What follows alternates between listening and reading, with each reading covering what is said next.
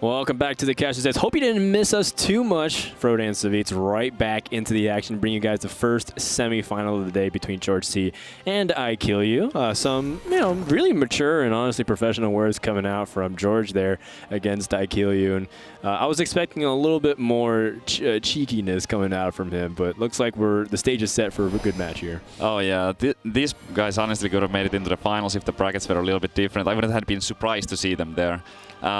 Excellent players, both of them are. I would say that Ikealyou, based on lineups, is slight favorite, but the stroke deck, it depends how it lines up against how the decks line up against each other, and if he gets bad matchup with it, maybe goes against Georgec's Freeze Mage, he might be in trouble, and Rogue might kind of like drag him down. That is interesting. Freeze Mage is pegged not necessarily the strongest deck to bring. It is a strong deck, but if the metagame provides an avenue for a bunch of decks to line up well into it, such as Warrior, Shaman, Hunter, Druid, could be pretty bad. But this is a good start immediately for George. He gets the Freeze Mage against the Rogue, and that's probably the best matchup. It certainly is. Like, if Georgec got to pick what first game he wants to get, this would have been it. Like, this is exactly what he wants to with the Mage. That is the best possible outcome.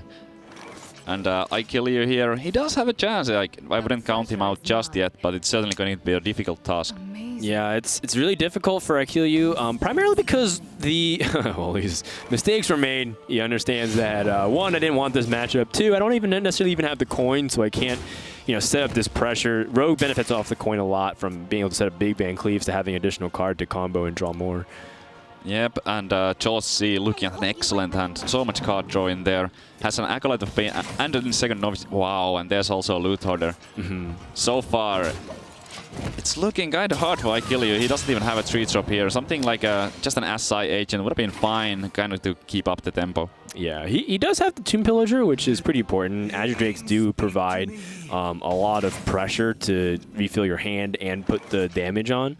But, it's like you said, George does also have a good hand, too. You have to depend on the Freeze Mage to not be able to draw and keep up with the card count. A lot of times, the way Freeze Mage can lose this matchup, despite it being heavily, heavily favored, is having those awkward hands. Yeah, Ikealyou here got the preparation from the top, but chooses not to go for any kind of preparation play just yet. Wants to save that for a little bit later on. Georgec here looking at 4 mana. He could just go with the couple of card draws if he wants to do so. Yeah, do not blame him if he doesn't want to get full value off the Acolyte of Pain. It's one of those interesting things with Freeze Mage where sometimes you just have too much card draw and it's almost an embarrassment of riches in a way. You have to make sure to manage your mana correctly so you're not like overdrawing, and yet at the same time what you're timing on the coin, for example. These are all really relevant things to think about. Oh wow, I really like this coin Doomsayer from George. He knows that Ikealyou is about to be at 5 mana, probably playing a Drake. But Ikealyou does have that preparation Shadow Strike to use with his dagger to remove the Doomsayer and keep his Drake around. Yeah, it is a little bit annoying for George to deal with, but he does see that Ikealyou did have to use a preparation there, and it's not using preparation on things like the Gadgetzan Engineer or a Big Van Cleave. Yep, Ikealyou also picking up the second preparation, so it makes it a little bit easier to just burn one here. Georgec getting the Ice Block out early. We saw him yesterday being a little bit of potential trouble after there was a game where he did not draw the Ice Block at all. He was able to win it in the end, but this time around he's gonna have the Ice Block from very early on. So the problem with the Rogue, despite the fact that, honestly, Ikealyou's been keeping up pretty decently because he had the Tomb Pillager and the double Azure Drakes. Yep. But the problem is you can't really kill the Freeze Mage because of the way Ice Block, and your damage from the hand is really limited to just Leroy. I mean, you do have some burn like Eviscerates, but you often have to use it. So much damage right now. I would expect to see the Cold Blood come out too. You can't really expect to get much more than the 4 right here. He is going to go for the Conceal too, but Georgec has that Blizzard ready and waiting. It's still very fearsome though. You're at what, 13, or I guess maybe even less, depending on how you interpret this Conceal play. That is so much damage. With the Leroy, if Ikealyou is able to pick up an Eviscerate from the top, he would already be able to pop the Ice Block. I hope you like my invention. Yeah, and that's pretty huge. That's what you really need. Oh, Frost. That's an excellent draw for Georgec, because now he can get the barrier up if he wants to. I wouldn't blame him for just playing like Blizzard and the Doomsayer here, but Ice Barrier into the Nova would kind of work out better just looking at the hands, because there is that potential of an Eviscerate from the top. Yeah, and getting the Ice Block popped is such a big deal. It just means that you have to play your second Ice Block, and then your opponent will always be on a draw to potentially end it. Fan of Knives. So yeah, still, if you draw Eviscerate, you can still prep into it. Yeah, that is true. So he can just cast the Fan of Knives without the preparation here, because he does have that prep for the next spell, whatever it would be. You could also consider the Leroy maybe here, but I think it might be better to wait with it for a little bit later on. It is an easy way to clear the Whelps by using the Fan here. Zap on the Doomsayer seems kind of likely. Right, you don't want to let your board go that easily, force him to have another freeze. But still, we're looking for Eviscerate as the best case scenario. Yep. Another Conceal, that does not help at this point. Yeah, so just do a little bit of damage, try to see if one more time you can keep your board safe. Conceal number 2 comes out here, and I like it. This is just what you have to do. You have to be as aggressive as possible. I keep even staring at George saying, do you have another freeze? Is there a way for you to deal with this? And the answer is very much so. He's got multiple answers. Yeah, not just one freeze, but he actually has 2. And now with the discount from Emperor Thorison, he's not only able to play the Blizzard, but also that barrier, and it is so important. Oh, and if he didn't have the barrier, that would have been enough to pop the Ice Block. Oh, yeah. And you can just show how important that is. Yeah. Because now he can't really threaten over a couple turns. He's almost out of gas at this point. This card needed to be like the Gadgetzan Auctioneer. Yeah, that Blizzard was really rough. It cleared the entire board. Conceal not doing anything in that case. And I'm looking at situation. How important it is just to get this Freeze Mage win. And you just look at the fact that George had to leave Shaman up because he had to ban the Warrior, and Hunter is always a problematic class. Druids that run Moonglade Portal and double Fair Rage is also more annoying. Definitely not unwinnable, but hard. It's such a crucial win for George right off the bat. Yeah, but he hasn't won just yet. If he keeps drawing maybe some non-card draw spells, there's a little bit of lacking hand. It might just be a weak turn. Oh, Acolyte of Pain. Well, that is a great pickup. Yeah, there's so much card draw too. He's yet to pick up, Arcane Intellect, for example, and other things to really help get his engine going. This is the second Acolyte. So he did have some card draw earlier, but like you mentioned, no Arcane Intellect. Oh, the life of a rogue, when you just use up everything you've got and you just have awkward cards on awkward cards. It's just so difficult. Like, there's nothing that would really look good from Ikealyou's perspective here. Right. So he's used already 1 Cold Blood. I think he's trying to calculate how much damage if he drew the ideal sequential cards. With Leroy Cold Blood in attack, that is 11 damage, and if you drew an Eviscerate, that'd be 15. So he's still even just a couple points off of popping Ice Block, even if he was able to draw it. Yeah, for Ikealyou, Gadgetzan Auctioneer is the card that he really wants to get, to be able to draw some more cards and try to get something going. Maybe Edwin Van Cleef after that. George C. picking up some burn here. He now has 2 fireballs, so he could just try to burn Ikealyou out even without the Alex Razov. Yeah, just set your opponent down to 15. So I think if you pick up the Frostbolt, that is just death because you have the Evolved Kobold already. Yeah, the Kobold going to do so much work here, adding 6 damage to that potential combo. Now this is some more damage. I mean, Deadly Poison can count as 6 damage if you attach it to a weapon. So over the course of 2 turns, Ikealyou could pop the Ice Block, I think. Yeah, it's just that's not what he needed. He really needed the Auctioneer and then maybe pick up the Deadly Poison afterwards from the extra draws from the coin and the preparation. But once again, just like last turn, there's not really a good play available to Ikealyou, even though he does have 6 cards. Well, actually, I apologize. He wouldn't even be able to pop the Ice Block because Leroy Cold Blood is 10, and he'd do 6 over 2 turns with the weapon. So he'd still be 1 off even in 2 turns. And he would give his opponent some whelp, so that would even increase the damage that George C is able to put out. Yeah, it's very clear that Freeze Mage is on a mission to kill the rogue very soon, just directly using 2 fireballs and with a lot more firepower that came from. So right now, George C with that Evolved Kobold and the Roaring Torch. And Hero Bar would be 9 damage from the hand. There's so many draws that would just win the game outright here, but he doesn't get it just yet. Yeah, and he still feels pretty safe. I mean, if he gets his opponent down to even just 9, he could kill him because of the way that Vault Cobalt works. So playing Loot Hoarders most likely the scenario here. Oh, all right. Well, Frostbolt Ice Lance. He has the burn he needs right now. Yeah, so that's going to be the game.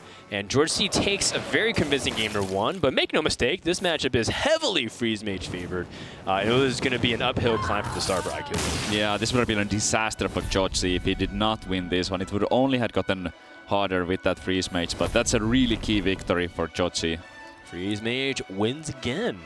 A deck that's constantly underestimated, in my opinion, at least in HCT. And Georgec once again piling it to proficiency.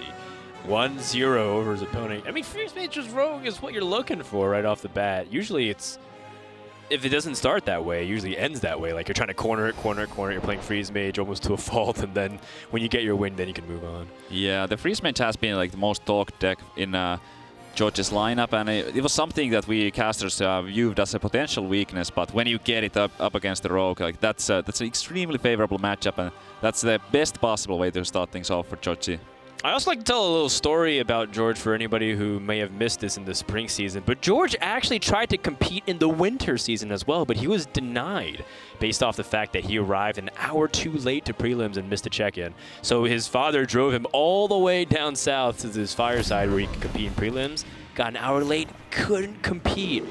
And so maybe we would have actually seen a 3-season repeat performance if he wasn't denied that. But he didn't give up. Most people probably quit, be like, screw it. We tried, not worth it, and I'm just going to give up on Hearthstone altogether. He came back even better the following season in spring, and now here in summer, he is 3 wins away from going to the finals. Yep, and this time around, he's going to be piloting his interesting Hunter list that includes Knife Jugglers. Knife Juggler is a card that used to be a kind of core card in Hunter, but then after the balance changes, it got a little bit weaker with that lower attack power, and there's a lot of Hunter specific 2-drops that have kind of taken its place, but Georgec still feels like it's a strong card to play. Yeah, certainly. I think Knife Juggler does have its place. Specifically if you anticipate your opponent playing a lot of board flood type of decks, which Shaman does tend to do these days. Mid-range Shaman is very popular. Ikealyou, of course, is running the aggressive variant, but Knife Juggler does have its place, I feel. Yeah, and Georgec is running that double Unleash the Hounds as well in his deck, and that certainly is something that synergizes extremely well with the Knife Juggler.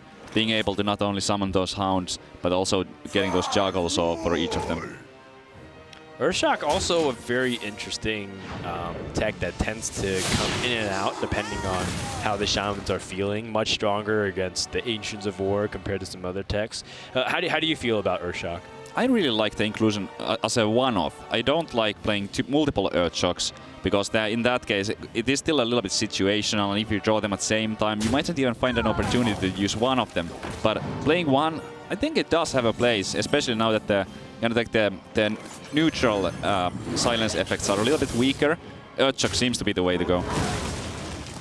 Yep, Urshak can definitely be pretty strong here. And look how it's set up for Ikealyou. He has got his Flame Wreath Faceless on the board, unchallenged, and Hunter has to play subpar minion in contest for it. Yeah, Georgec really up against it here. That Flame Wreath Faceless, it gets 9 damage in right now, and unless Georgec kill commands it, it's going to get another 9. Or at least 7. Yeah, but I guess it's sort of picking your poison here. Yeah. If you get the free trade on the Flame Tongue, you're still going to take at least 10 damage from the board. Yeah, he just has to play the High Man here. The way that it lines up is that next turn, when he is going to have 7 mana, he is able to play both the Houndmaster and the Kill Command, but it might be too late. There's the Rock Biter for the Doomhammer, so Ikealyou, if he wanted to, he could put Georgec down to 1 health point already on turn 6. He also has the opportunity to just play Tuskar Totemic and the Thing from Below. The Tuskar Totemic will reduce the cost of Thing from Below to 3, and then choose to be really aggressive. The problem with Hunter boards is, even though the minions themselves aren't the most amazing quality, cards like Savannah Highmane and Festival are just such a headache to trade into that you'd rather just ignore it and let your opponent deal with your board. I would personally maybe lean towards the Doomhammer Rockbiter because Georgec does run that double Unleash. But if just going for the Tuskar Totemic and the thing from below, it's going to be so much power on the board that it's really hard for George C to clear, even if he had the perfect cards. What's the punishment for either play here? I guess what's the worst case scenario if you go for the Rockbite or Doomhammer? You do set him to 1, and Hunter doesn't really heal, so you're going to forever be on a draw to win the last game. Houndmaster, as it is, this ends up being the much stronger play with the way that these hands are right now, because there is no Unleash, and there is that last Houndmaster, so the Doomhammer would have been stopped by it. Oh, okay. Kill command. And the Houndmaster allows a proper trade. That Taunt Totem right there is such a huge deal right now. It's going to allow an additional 3-2 from Ikealyou to survive this turn. Yeah, I think that's just the game then. Yeah, it looks like it. There's no way for George C to stop the amount of damage. And I mean, that's a turn 7 kill from the aggressive shaman. And people are wondering always, like, how do I stop cards like Call of the Wild from just destroying the game? It's like, well, don't let him play it. Yeah, that Taunt Totem ended up really like saving Ikealyou's last minion. But to be fair, even if it was a Searing Totem, that one additional damage would have been enough to end the game. Yeah, pretty much he just needed any impactful totem. There's also the Totem Golem, of course, being one of those outcomes as well. And this is just the power of the Shaman in general to just get that win. Yeah, Ikealyou getting back on the board. George C, I feel like his Hunter was not the worst kind of Hunter to have against the Shaman, but didn't quite get there. Ikealyou had a strong start there, played it well, and taking what looked like an easy win. Yeah, super one-sided game so far, but I guess the best of 7 just resets to a best of 5. Ikealyou there, evening it up. After the first game, I was already starting to lean towards George C, because coming to this match, I was seeing him kind of as the underdog, just based on the lineups and that freeze mage. But now that Ikealyou is fighting back here, I would say that it's almost even. Yeah, I guess we'll see what's coming up here. Both players can play Druid, and they're, we do have one warrior up for George C. Choose instead to stick to the Hunter, and now we have Hunter Mirrors. Now, I do know a few players, top-level players, who are actually big fans of this matchup. They think there's a lot of early game nuance to what you do, even especially the player who has the coin. Do you like this matchup at all? Personally, I don't really like it that much. It's not my favorite matchup because of the way that it quite often one player might have a very good draw and the other one doesn't have that good of a draw, and then it might come down to the draws a little bit too often for my taste. But in this particular instance, both players actually starting with really good hands, curving out well. George C with those 1-drops has the coin for the Houndmaster potentially. Ikealyou also has the bow, which is potentially a huge deal. And you can just see that there's a lot of choices. Both these players played a little bit quickly before I could even process what was happening. You know, Ikealyou already had the choice between the Kindly Grandmother versus the Huge Toad, choosing instead to play a little bit more power, which ends up playing into the fact his opponent has the Fiery Bats. And that's what George was doing to try to see if he could load up and save the coin. And then if one of these minions survives, say the Huge Toad doesn't hit on those 2 ones, then he gets the Houndmaster and he can climb ahead. This is an interesting turn. He could first play the Kindly Grandmother, kind of like try to get the hit on it, or he could try to... Yeah, okay, well, I mean... there's a lot of like those death rattles can be so random, so Ikealyou is going to play it a little bit safer here, it looks like. Sure. Because he could have tried to like eliminate both of George's 1-drops with just a huge death rattle there. Not gonna take the trade. There's no real way for George C to punish this face attack. Good call by Ikealyou. Getting that damage in is often the difference maker on both sides. Yep. Because George might be short, a little bit of damage because he has to trade, and then Ikealyou as a result was ahead in damage. Yeah, in this instance, it was strictly better in my books to play the Kindly Grandmother as the 1/1 with the death rattle, not even try to pop the death rattle because of the Eaglehorn bow that is already there, and the Houndmaster in his hand, which is going to kind of have a guaranteed beast to buff here on turn 4. Yeah, and that is a great amount of power that's been put. And this is the swing that George C is looking for. Plus, he also has high main next turn, and he already has Call of the Wild. One of the important things of going first over your opponent in this matchup is that you can reach Call of the Wild first, and you do tend to see Call of the Wild battles where one person plays Call of the Wild, the other person answers it, and then it's back and forth. Yeah, that going for the high main can also be a huge deal because of the lack of freezing traps. it could be a really big thing there.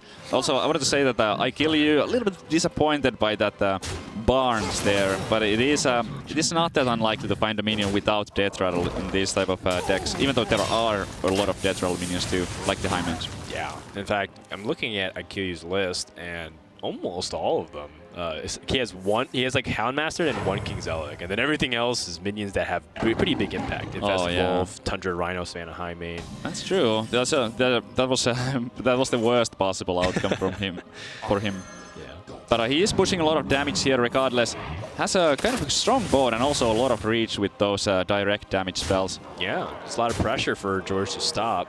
It really is. Ikealyou is really snowballing on the board here. Ooh, does the Unleash the Hounds change that? It does. That's an excellent draw because one Hound gets a good trade with that Barnes. He could quick shot the Houndmaster. He could bump the High Main to the Kindly Grandmother, and that would be a full clear with the 2 remaining Hounds going into the 3-2. Yeah, full clear is pretty massive.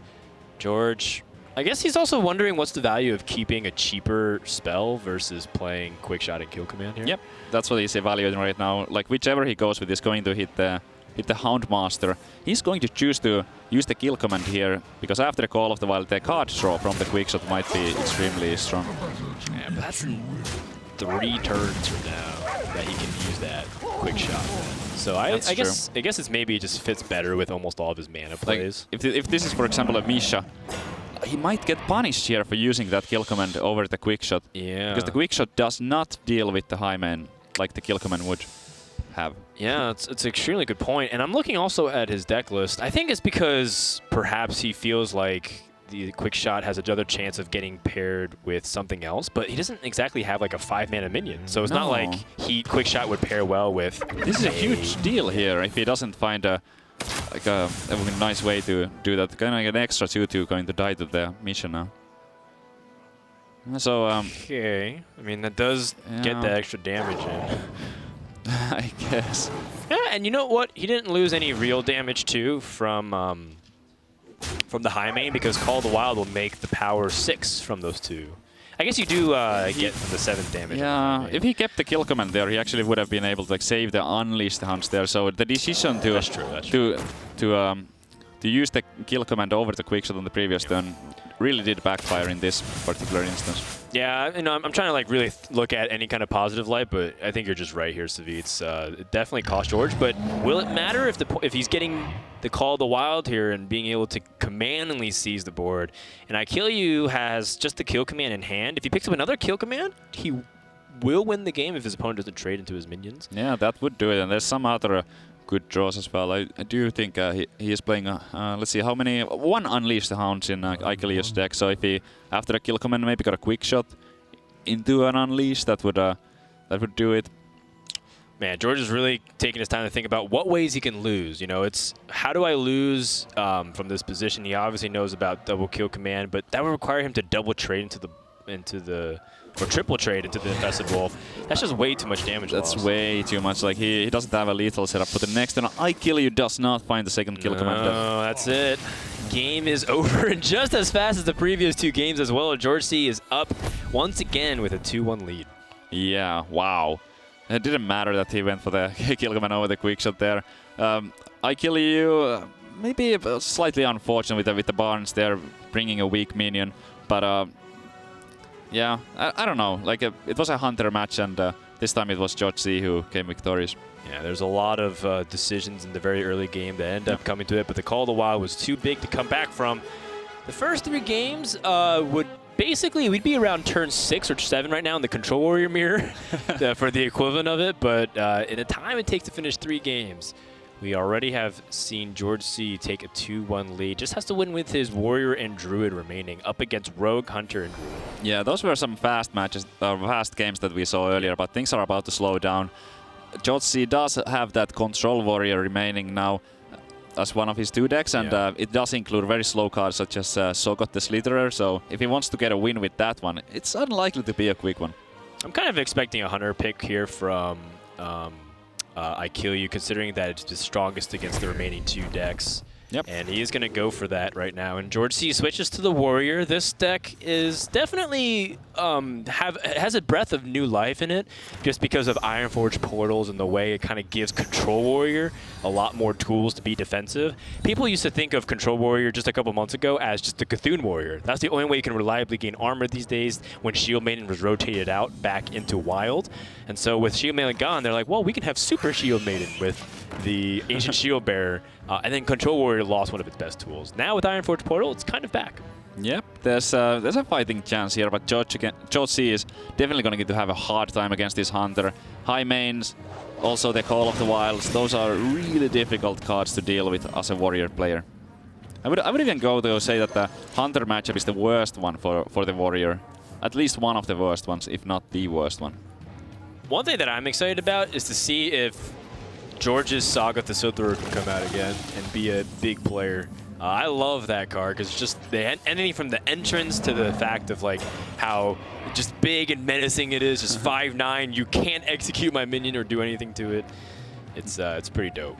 Yeah, it is really awesome. He's considering whether to play the Bloodhoof Brave or the Elise Starseeker. And personally, I would prefer to see the Elise here, so that if there is a Houndmaster coming out, the Elise with 3 attack and the Fiery War Axe together are going to be able to take out the 6/6 Misha. By the way, Ikealyou and his Tundra Rhino is a very interesting pick for his deck. What is he really going for? Like, what is he trying to target, or do he have a specific game plan in mind, or does he just like the card, you know? I think he just wants to try to curve out a tiny bit better, because Hunter tends to have this kind of an empty spot at 5 mana. Princess Huhuran, I do think that the card is actually not bad at all, but nobody really seems to be playing it. So I think it might be just to kind of fill out the curve at 5 mana.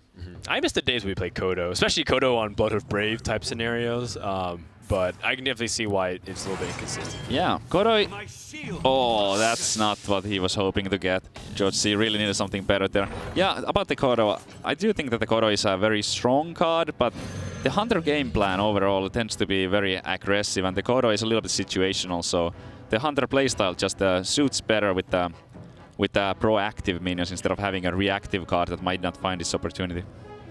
Man, look at that Tundra Rhino synergy. Because Kindly Grandmother summons a big bad wolf that's also a beast, you can double attack with them, which just creates a huge board for the Hunter. Oh, this is awesome to see. Here we see that the Tundra Rhino really pulling a lot of weight, and if it does not get dealt with, and there's something like a high main to follow it up, that is charging 6 damage. Yeah, and it's also behind taunt, so it's not easy to remove. Yeah, there was much extra damage from that. Georgec would love to have a brawl here, but unfortunately for him, it does not have it right now, so he needs to find a different line of play. Yeah, perhaps Bloodhoof Brave and the Doomsayer could set up the most amount of health. I think you're not exactly expecting Doomsayer to activate. In the best case scenario, it does. In the worst case, it just gains you 7 health. Yeah, that's an option. He could also try to kind of like desperately shield block, maybe to find a shield slam for the Tundra Rhino if he's very worried about the high man. Yeah. Looks like he is going to go for the axe here, and the Bloodhoof Brave not having much faith in the Doomsayer effect triggering. Sure. King Selec. Ikealyou really needs this one. Draws another beast if it wins the Joust. Another minion charge. Oh, he gets an infested wolf. That is going to be brutal. I was saying that the Tundra Rhino might be there to fill out the curve, but it's certainly doing a lot more in this particular game. Yeah, I would say it's pretty good. I remember the days of Warsong Commander, giving literally every other minion in your deck charge. That was also pretty nutty. Then they changed it to 3 attack, which also was still nuts. And then, you know, Warsong Commander. May it rest in peace. I've never seen a Tundra Rhino this effective in a tournament setting. Yeah. I mean, I've seen some Tundra Rhinos be played and not answered and called the Wild came out, but that was on ladder, and I was alt-tabbing to watch other Twitch streams and stuff. But at least I have an excuse there. Yeah, Georgec here has to go for the shield block, trying to find something to play. Oh, gets another bash, but that's no good. Shield slam would have been much better. With that, he could have maybe played the Doomsayer, played the Shield Slam on that Rhino. Such a huge threat still. Yeah, just doesn't want to waste any more time. He knows that his chances to win are non-existent. Yeah, George Concede comes out there. And now tied 2-2. Ikealyou staying true to his name. as we are going down to a best-of-3 now, Savits. Just game for game, tit for tat. 4 games in, 40 minutes down, Savits. We are on pace to finish this game in about 30 more minutes if it keeps going back and forth. And that would bring us to a game 7. We're down to Druid Warrior up against Druid and Rogue. Yeah, I'm not one bit surprised to be seeing these guys fairly evenly matched when it comes to the score early on. We are about to get to the Druid games finally. It's taken a while. There's been so many aggressive strategies. One of the players have been playing an aggressive deck for, I believe, all of the games so far. Maybe the first one was a little bit like more combo decks for both sides, but now it's going to be some Druid action, or maybe we can see Ikealyou's Rogue. Yeah. Now, this matchup, I think, is very interesting. I actually really like Druid versus Warrior a lot from both sides. I think Warrior tends to feel really comfortable if they can get their armor count up. And it's not like Druid is powerless. I actually really like in this... I really do feel like the Malygos Druid is like a true successor to a way of the Miracle Rogue, even though Miracle Rogue does exist in its current form. But the version that Georgec... Oh, sorry. Ikealyou is playing the Malygos version, right? I do believe that is the case. Yeah. It was Georgec with the token Druid, yeah. So this one is going to be a Malygos game, and Georgec, in my books, would have an advantage going into this one, just because of the armor ups and the tank ups. It might keep him out of the Malygos combo range, and also the amount of removal tends to be more efficient or more suitable against the low minion count of the Malygos Druid over the token variant. Yeah, it is a couple of interesting choices here. You see that Ikealyou is running the Ancients of War in the Malygos version. We do see that some people are choosing to cut them. I think Muzzy and Frozen and Faith were the ones really trying to push other versions of it too. Yeah. But I mean, if you expect a lot of aggressive decks, maybe it's not that bad of a pick. And Ancient of War can do a lot of work against Warrior if they can't get their armor counts really high too. Yeah, but it's certainly not like an amazing card against the Warrior because of the execution and the shield slams. I mean, one way to look at it is that if you see an execute on an Ancient of War, maybe the Arcane Giant will then avoid an execute, but Warrior could in many cases have enough removal for each of them in any case. And this is a matchup where you actually kind of do want that Gadget Stand. A lot of times you're feeling like, if you play this deck on ladder, the Malygos Miracle Druid, and you're playing Gadget Stand, a lot of times, if you're definitely like us, you get into situations where you're like, why am I ever playing Gadget Stand in this deck? You know, I feel like I have no time to play, and if I do, I have to have Innervate in the hand. And then you just play matchups like Control War, and you're like, oh my goodness, Gadget Stand Auctioneer in this deck is broken. You start thinking about all these combos. Yeah, Auctioneer is such a great card against Control Warrior, because the biggest weakness of that one is that it's so slow. So if you're playing against an aggressive strategy, you don't really easily find the time for the Auctioneer. But against the Control Warrior, yeah, you'll have the time. You always have the time. And just getting those extra draws, drawing into your threats, drawing into your combos so much earlier can give you a huge advantage. But the reason why I like playing this matchup from the Druid side is Warrior gives you time to try to go off. So, you know, a lot of times you always dream up these really magical scenarios, Fandral combos with what you can do, or big Malygos damage. You often can do this in this matchup, so it's really fun to play, even though you are at a disadvantage overall. Yep. Here, I don't think we're gonna see anything else, but just a Ravaging Ghoul and using that minion to remove the Fandral, can save those spot removal cards in his hand for later use for bigger threats. Yeah, Georgec has Justicar in hands and Gorehowl, so pretty much has the armor and the removal in tandem to kind of keep up with it. One of the big problems with playing Gorehowl in Control Warrior prior to Ironforge Portal was that Gorehowl just means you're trading away so much of your life, and a lot of decks could really punish you for that. And back when you had Shield Maiden and a few of those cards, you had that armor buffer. But now these days with Ironforge Portal, you can actually have some of that. Yeah. Ikealyou choosing to go for the spell. That is the choice that a lot of players are making, usually with the Raven Idol. But in this matchup, I actually wouldn't have blamed him if he just went for the minion and picked the biggest one out of there. But it is a little bit of a gamble, because sometimes you only get 2 drops or 3 drops in there. You get Pompous Thespian, Ice Rager, and you know the Tiny Fin Murloc. And then, of course, sometimes you get like the random Alviana, and you're like, oh my god, this is amazing. Yeah, he does have a lot of big minions in his hand, so it might have been a little bit unnecessary in this particular instance. Maybe with the second idol, if he has run out of big minions to play, he could at least consider it. Yeah, I don't mind playing Elite Star Seeker here as well. Just getting out a very reasonable minion. Yeah, the Bloodhoof Brave, not too bad either. I think it's a fairly close call. I think whatever sets up your Gorehowl a little bit better, perhaps. So if you know your opponent is playing Ancients of War, at least plus the Gorehowl kills it. Oh, that is true. He does have the Execute and the Shield Slam, but not enough armor right now for that. Is he going for the minion? No, going for a spell once again. He does have a lot of minions in hand. Not a lot of spells with Malygos. Maybe looking for more like Living Roots and Moonfires. So he is going for a bite here. He had the option to pick the Nourish, which often in a control match is the best possible card to pick up, kind of to be able to get more cards to sustain yourself against the warrior, but he already has a full hand pretty much, so the extra cards are not so valuable in this instance. Yeah, so you can see the setup here from George. His anticipation for this was very much so. Ikealyou knows that his opponent has so many ways to remove it too, so he might as well get the Ancients of War out. And plus, if Ancients of War are able to bait out and executes Shield Slams, that means the Arcane Giants get a lot swingier too, so that you can use it as a final checkmate move. And here comes the second Ancient of War from Ikealyou, but George does have multiple different ways to deal with it. This could be a chance to finally get use out of Execute. If you know, or sorry, the Revenge and Execute. Revenge is really good against token versions. Not that amazing against Malygos versions. Might as well get use of it if you can. Yep. Let's see which one he goes for. Okay. He has Ironforge Portal. Yep. And what's his follow-up? He has Bash and then Shield Slam. Okay, I think that works. He could go for that. It feels a little bit off. Maybe the Execute is the better way to go. Okay. He's going for the Grom and just gonna use the weapon. Not afraid to be using his life as a resource. He knows that he has a lot of ways to gain armor later on. Ironforge Portal, Bash, even a Justicar in his hand. I really like this play from George here. Yeah, it's actually pretty.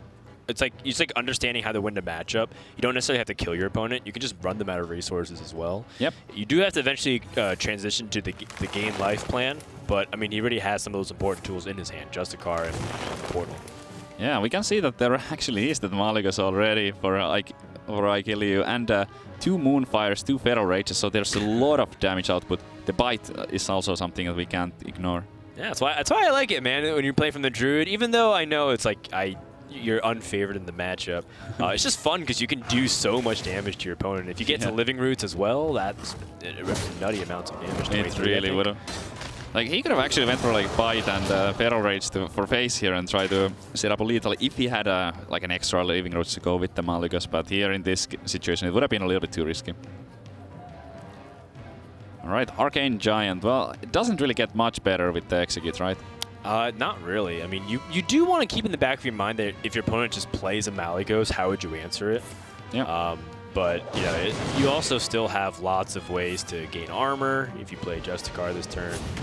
And then you can just kind of answer whatever your opponent's doing. Yeah. He is considering whether to go for the Bloodhoof Brave and the Hero Power or the Justicar. Sure. I like this option, getting that 2 extra there. If he could play the Justicar, he wouldn't be able to use the newly acquired, upgraded Hero Power anyway, so right. might as well play the 6 Toughness minion. That is probably more of a hurdle to remove for Ikealyou. Yeah, very much so. Easy Wrath removal on the Justicar Trueheart with just 3 health. Yep. Bloodhoof Brave is an interesting card. We don't see all that much of it, but George C is bringing actually 2 of those in his lineup, and I kind of like the card. I mean, the 6 Toughness Taunt is so huge.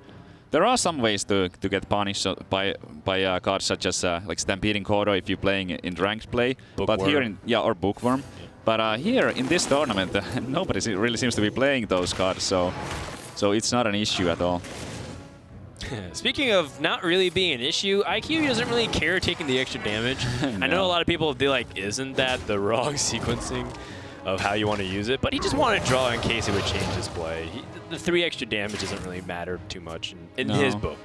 Yeah, like the Chromash also was already played, so not a big deal at all.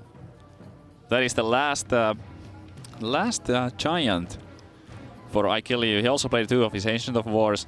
What Josh C might be thinking here is that while that Shield Slam looks fairly obvious and it's going to be very strong, he might want to save it for the Malygos. But with the coin and the Brawl Sylvanas in his hand, that would be an additional way to deal with the potential Malygos. Yeah, I actually really like just removing the Giant here. I guess he's thinking about also using his own life total on bad. Ooh. I mean, in that case, I would probably imagine he's going to go for the Justicar and just maybe like coin out the tank up, because that 8 is so much damage. I don't know if I like taking. Well. Yeah, I don't think I like taking 8 in this instance, but it might work out. It's a little bit risky, but it's good work. Whoa! My goodness. Well, I guess that pays off for the Defender of Arcus in the previous time. 5 mana, 7/7, and 4 armor. That's pretty good. It's okay. Is it the Yogg time? It just might be for Ikealyou. I don't really know how else he can win this. Swipe Feral Rage Hero, but that'll be 9 damage, but he still wouldn't get his opponent down to the Malygos range. Look at George! He's looking around like, did anyone see that? He's so happy with himself. I love it. Oh, man. Yep. A lot of people saw that. Yeah, Ikealyou, he can deal with this in multiple ways, but I think he's thinking about the best chances. Just playing Yogg, hopefully he gets 1 removal on it. Yep. Here we go. That's a good start. Very mediocre things to nothing's happening. Oh, okay. Well, Yep. that's kind of like removal. Yep. Nothing too spectacular. Well, there you go. So okay. 6 damage. All right. Does he hit the right target? He Yeah. does. That actually was a significant amount of damage in the end. He got that. Was it Smite that he started out with, and now that Frostbolt in the end? Yeah, and he also had the first Drax's hit. Yep. So, yeah, like around 10 damage this turn. And George C has to deal with that Yogg as well. No, I don't think Ikealyou can be too disappointed with that Yogg, considering how few spells it was. It was a very good outcome. Getting that secret too. Competitive spirit, maybe not the greatest ever, but it doesn't do any harm either. It at least messes with your opponent's mind for a little bit too. Yep. You never know if it makes him play awkwardly 1 or 2 times. Another swipe. Dang, it's a lot of damage if Malygos was able to get onto the board. I'm interested to see if Ikealyou just kind of like goes all in here. He could swipe twice and maybe even innervate the Feral Rage to get 12 damage to his opponent's face. Then having the Malygos Moonfire for next turn. Additional 12, but your opponent gain armor. It doesn't feel like it would be enough, but it might be a risk that he like has to take. Yep. Just hoping to top deck the last Living Roots, maybe. Maybe if he just Malygos goes all in and then just like kills a Justicar Trueheart and then just hopes he can double swipe next turn. Yep. That's also a fine play.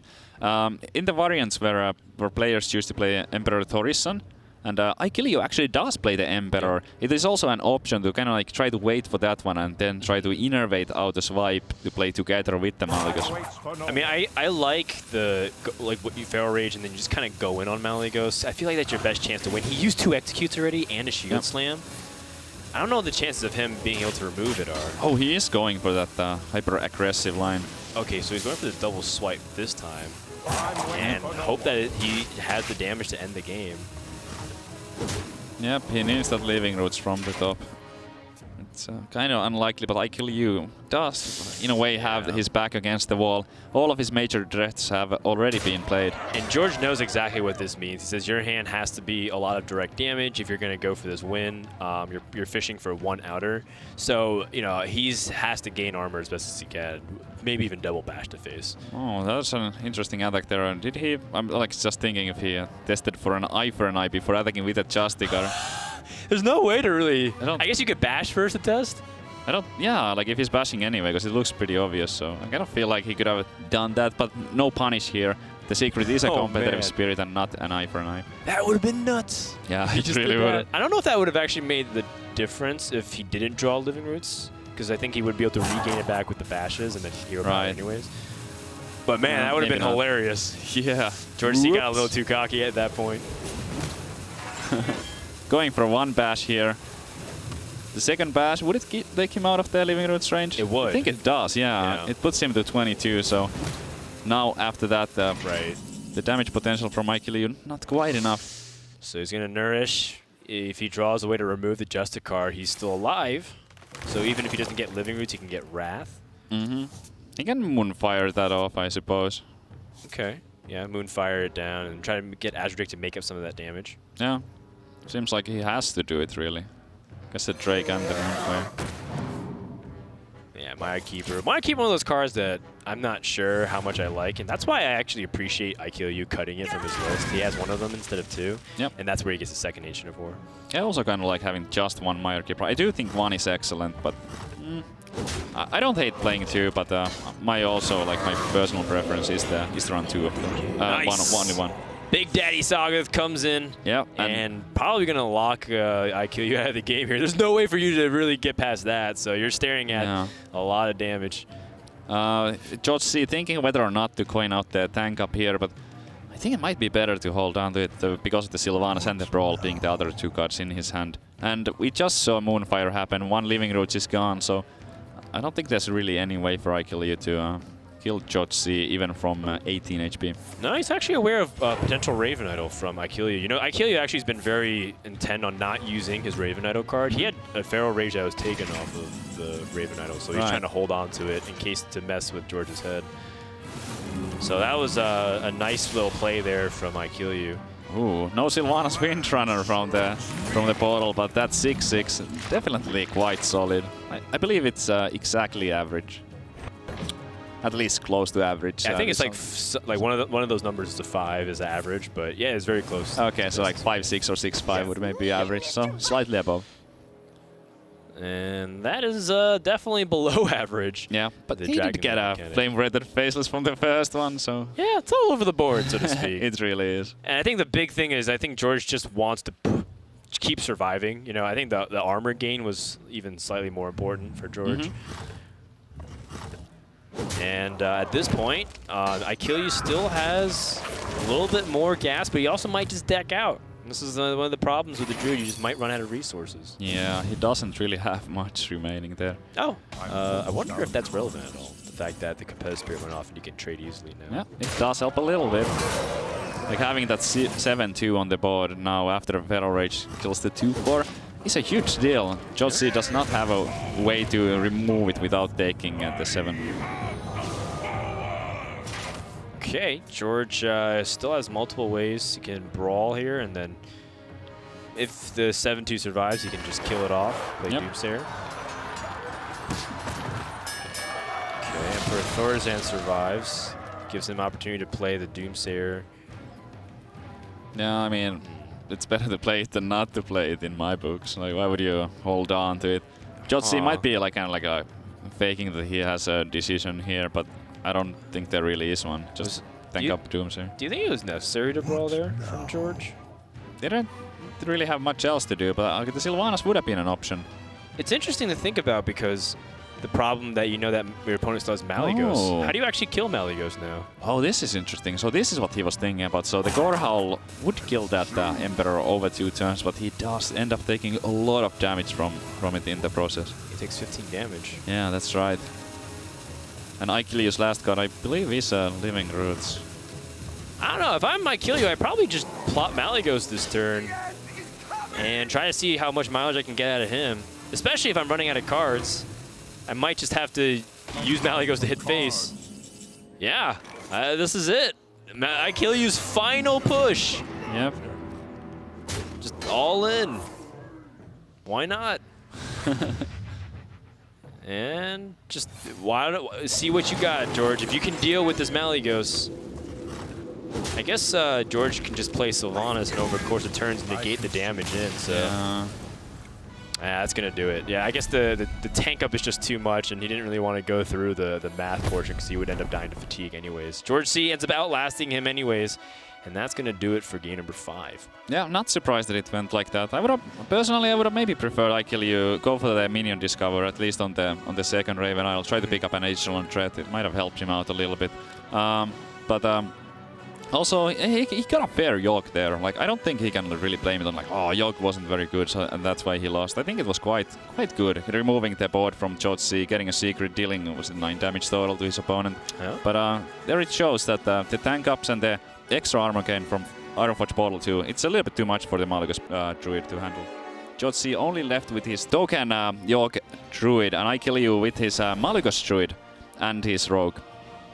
Yep, so one more win separates George from the finals, and Ikealyou still has to win 2 more. But if history is any indicator, we might be going to Game 7 because it's just been trading games back and forth. George getting the first win advantage, and then Ikealyou being able to respond. We're going to Rogue versus Druid.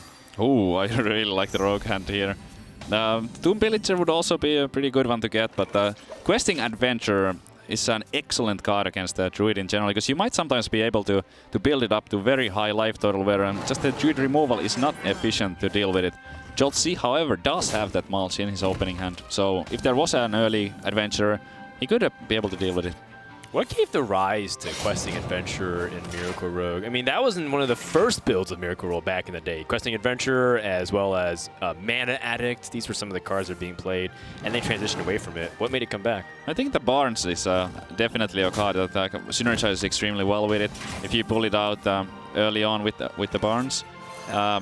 This in particular list from Ikealyou does not even run Barnes though, but I find some cool synergy there. Questing Adventurer, it might just be like a good meta fit, and it might have been something that would have already been working months ago after the changes to silence cards and the big game hunter, but or the silence change in particular. But maybe it just took people a little bit longer to figure it out. I personally think that people have just realized how nuts Van Cleave can be. So why not run 3 of them equivalent in your deck? You know, just keep pushing out cards and pushing out cards, and making it go off. Because you're right, silence being out of the meta has been pretty impactful. A couple of play opportunities here from Ikealyou. He can remove that Mire Keeper after he coins out that Azure Drake through prep, but I don't know if he wants to commit that many resources to it. Yeah, I don't think you can use the prep here, or I don't think he should use the prep here. There's so much value from it later with either the Edwin questing or just the auctioneer. So Ikealyou agrees and just gonna make the trade here instead of going for the prep shiv and the weapon attack on that 3/3. George can remove through either Wrath, Swipe. Chooses to swipe. It's a little bit clunkier. Wrath compared with the Violet Teacher. Very understandable and logical plays here from both players so far. Yep. The Violet Teacher with the Living Roots and the Power of the Wild could be huge for George next turn. And here, Ikealyou, evaluating his his options, excuse me, can't quite go for something like double Adventurer or Adventurer Van Cleave, but I guess just one Adventurer might be okay. Yeah, just to test the waters, you can Adventurer, I guess Shiv, and see where it leads to. You have your hand's a little bit clunky, so yeah, maybe if your opponent doesn't even answer Questing Adventurer, start to have the upside of potentially getting really strong. Another Cold Blood. Those could be very big if he got a minion to stick and maybe picked up a Conceal from the top. It would be so much damage dealt. Druid does not have any way to remove stealthed minions, so having Cold Blood in combination with the Conceal can be extremely powerful against Druid. Okay, Rage, Feral Rage, Claw, and Starfire. Feral Rage is definitely the most flexible for what you want to do. Yep. I am ready to learn. Alright, so back over in Ikealyou's land, this is the turns where he can start thinking about Auctioneer if he wants to. Oh, a Conceal. It's a Conceal. Let's see how he wants to navigate this. There's so many options here. Something like questing Prep, Fan, Edwin. It seems so powerful. Yeah. He could also just go for the questing if he picks up maybe, let's say, an Eviscerate from the top. He could Eviscerate and then Conceal. Backstep. Unfortunately, it's a little bit in wrong order here, but still so powerful. Georgec would be in a world of hurt if he didn't have the mulch right now, but yeah, no roping required for this. And actually, in just the perfect mana usage here to eliminate the Questing Adventurer as well. And those are some of like the huge damage dealers in Ikealyou's decks. He does still have Leroy Jenkins, but I mean, he hasn't done a single point of damage to his opponent, and he's losing the board. Although he has gotten a very interesting minion off the mulch. That's a monstrous pickup with those. Oh my gosh. Okay, sorry about that. But Georgec making a big board here. He already saw one Fan of Knives getting played. Second Fan of Knives with spell power would be huge for Ikealyou, but he has neither spell power nor Fan right now. You're killing me, Savitz. Literally. Gadgetzan Conceal tries to dig deeper into the deck. Oh, another backstab. That's excellent. Now looking at George C's list, if he has a Savage or he does not, so it's not like he's afraid of that, but he is afraid of the Raven Idol, which did pick up Feral Rage. So ends up drawing a couple of decent cards here, and has some other good plays. Tomb Pillager SI, and of course the Boogie Monster, which lines up actually pretty well against this board, ironically enough. Yeah, it's not the worst thing. It might be that he wants to lean towards just playing the double Cold Bloods and like Tomb Pillager or something. Try to dig for the second Conceal.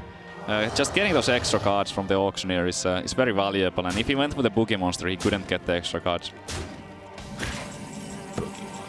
Oh, preparation. Prep? That's I would say that is the best card he could have drawn to kick things off here on this turn. Yeah, he could have gone for the Sap. The Sap seems kind of obvious on the Giant, but the preparation does give that 3 mana discount. So if he's casting the Fan of Knives anyway, it would be more efficient to use the preparation effect with the 3 mana spell instead of the 2 mana. Yeah, has the ability to attach a Cold Blood, maybe even 2, depending on what he's drawing on the next card. Yep. Ikealyou is just hoping so much for the second Conceal. Yeah, it's a little bit tough because you don't want to just attach the second Cold Blood and all in on the hope that you draw Conceal. You can get more damage onto the board here and part ways with your Gadget Sand. Yeah. It already did a lot of work. It helped draw a handful of cards, and you have a decent amount of power on board already. Yeah, that's pretty good. I think it would have been a little bit too much all in, just going for the second Cold Blood in hopes to pick up that Conceal. So sure. I really like the SI and the Tomb Pillager here. Let's see what George C can dig up from his deck here. Sounds like the last swipe would maybe be pretty good. Ooh, I like this. I like playing the guessing game on what he drew. Nice card back, by the way. I was probably looking for the Golden Celebration card back we can get later on. It is a Violet Teacher. Not the greatest card here. I wouldn't be surprised if he just went for another draw here. He could also draw out for 3. It is pretty nice to remove that Arcane Giant afterwards. If he wanted to, he could even Feral Rage to remove the last minion from the board as well, and then innervate out the Arcane Giant. Absolutely, I like that play the most. Set up the strongest Giant possible, and then force your opponent into an awkward position. Yep. And Ikealyou actually doesn't have a direct answer to the Giant yet, unless he picks up Shadow Strike. Yep. Leroy Jenkins. There's a lot of damage. With the Leroy Cold Blood, Eviscerate, and the weapon attack, that would be 15 damage total, but George C does have 22 HP still because he had that early Feral Rage. Okay. 8 armor. No. How good is the... Well, Boogie Monster's base stat lines actually don't line up well against the Giant, unfortunately. It's actually like decent stats against Druid. Druid can't really remove it, but if they have the 8/8 on board already, that's problematic. Yep. I guess it has to do with the Boogie Monster. I mean, just looking at those options, he could also maybe consider cycling the Fan here and hope to pick up another minion to play with the Tomb Pillager. I can't. I want to see George's reaction to this. When the Boogie Monsters... Actually, I've never seen Boogie Monster play from the hand. I've only seen it summoned. Not even in a Golden Monkey match? Well, I mean, I've seen it being summoned through like Confessor Pale Truth, but never really through. Not even. Even if I get it off Golden Monkey, I've never really played it. Yeah, it doesn't really see all that much play. It's a little spooky, man. It's like comes out from a bunch of a purple portal full of tentacles. Yeah. I already seen enough on the internet to know where that's going. Well, George C, he can answer this just with a direct trade. Choose to play the Emperor and probably the Violet Teacher, just 2 minions as opposed to 1. Yep, and Ikealyou needs some help from the top of his deck. Oh, that's some help, I would say. Yeah, Gadget Sand with coin. Yeah, he gets to cycle through more of his deck. He does have the coin, the Fan, and the Eviscerate. Those are at least 4 cards will be drawn. 3 from the extra auctioneer effects and the 1 from the Fan. All right, so Deadly Poison can continue this cycle. Yep. Rest in peace, Blade Flurry. Ikealyou, but he needs a little bit more. He needs like Shadow Strike to cleanly remove. He's looking at he's considering the Deadly Poison here. If he's going for that, I would imagine that he's like really going for the last Conceal, but the chances to get it are pretty high at this point. There's not that many cards left in his deck. It's almost guaranteed that he gets it. Well, I mean, he still can hit a couple of duds here, Azdrake being one of them. Has he used both of his preps as well? I think he has. I think the preps are gone, yes. Needs 5 cards remaining, so can't quite guarantee the conceal. Fan of Knives. Oh no, he's running out of time as well, so he's forced to make awkward plays. Sap. Oh, does he have time to cast? Oh no! I don't know. He got it off. He got it off just in time. The funny thing about it though is that it might have been more valuable for the Ancient of War later, but like from his point of view, it certainly seemed like the strongest play to do. Sure. Raven Idol to see what he can get. Georgec can look up for a bunch of stuff. Oh, Power of the Wild. Mark of Nature seems like the only choice here. I think it can be kind of huge. He knows that Ikealyou is running out of resources, running low on cards, so being able to make a big taunt, maybe out of the Emperor Torison, can be a huge deal. Yeah, Ikealyou is running out of breathing room here. Yeah, he needs a York, but he doesn't play one, so I don't really know how he can climb out of this one. Okay, there's the Conceal. He has Azdrake, Fan of Knives. That's actually not so bad. He can Drake and Pillager here, maybe conceal those. Oh, okay, that's also, yeah, I like that a lot better. Yeah, maybe he might be able to pull this off after all. That Shadow Strike, even though both Saps are played, that Shadow Strike is going to help a lot in dealing with that huge taunt. But that Mark of Nature, the extra taunt might be too much. Yeah, you know, with Shadow Strike and Fan Knives, that's 10 damage, right? If he puts the Downos onto the board. Yeah. So that allows him to get through the Ancient of War and clear even if his opponent had Power of the Wild pickup. Yeah, for lethal though, he unfortunately, because he wants to play the Leroy and the Cold Blood, so there wouldn't be enough mana for the Blood Mage. That would total in at 11. Yeah. I guess he would trade his Tomb Pillager in Oh if that's yeah, the but case. that's an option, certainly. So he could get the coin from there. Okay, so what does George do to respond to this? Knows that both Saps have been used. Maybe he loads up more onto the Ancient of War. Maybe he taunts his Thorson as well. Yep.